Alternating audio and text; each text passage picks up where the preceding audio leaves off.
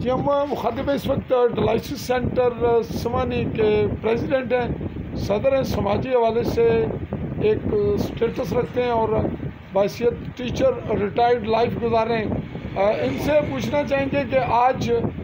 یعنی اس سال 2024 کے اکتوبر کی آخری 31 اکتوبر کو جو پروگرام ہوا اس میں ایک اہم جو پروگرام تھا وہ شروع ہوا، جس میں آپ نے بتایا کہ پر ڈے کوئی سلسلہ ہے، اس کی کچھ وضاحت بتائیے گا، اور جو آپ کا آج افتتاح ہوا وارڈ کا اس حوالے سے اپنے ریمارکس دیجیے گا۔ اب آج جو فنکشن ہوا ہے وہ تو چودھری نثار صاحب کی اعزاز میں انہوں نے ہمیں 7 بیڈ دیے اور ایک جدید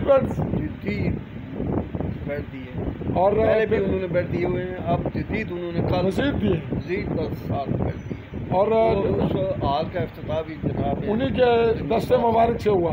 ایک مشین جو تھی وہ پاؤں رکھنے والی وہ ایک چودھری صاحب ہیں، وہ انہوں نے دی ہے، وہ عبدالرحمان ایو صاحب ہیں، ان کی ساتھ سے چودھری محفوظ صاحب نے۔ اور ایک اور تیسرا پروگرام جو ہم وہاں ڈسکس نہیں کر سکے، اب آپ کے پاس حاضر ہوئے، وہ کیا تھا؟ وہ گولڈن ممبرشپ ہے سالانہ، سال کے 365 دن ہوتے ہیں جس میں اتوار نکات ہے، تو ہمارا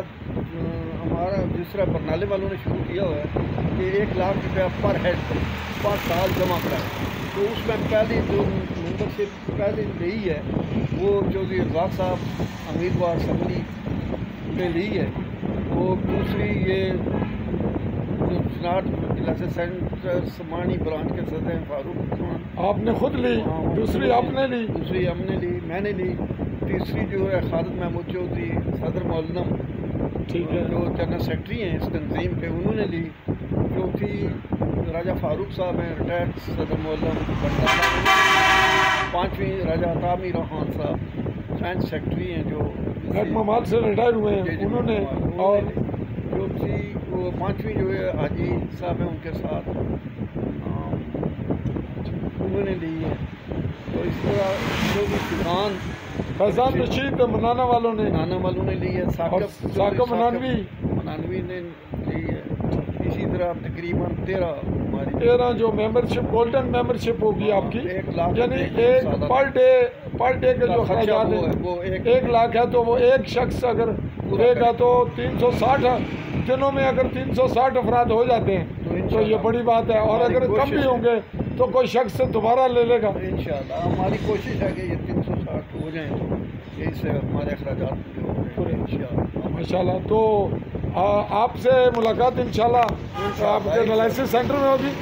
تب تک کے لیے چودھری فضل الرحمان کو دیجیے اجازت۔ عالی نیوز کے پلیٹ فارم سے میں آپ سے مخاطب رہا، پاکستانی زیر قبضہ جموں کشمیر کے آزاد کشمیر کہلائے جانے والے خطہ کے ضلع ممبر کی تحصیل سمانی سے۔ اللہ حافظ۔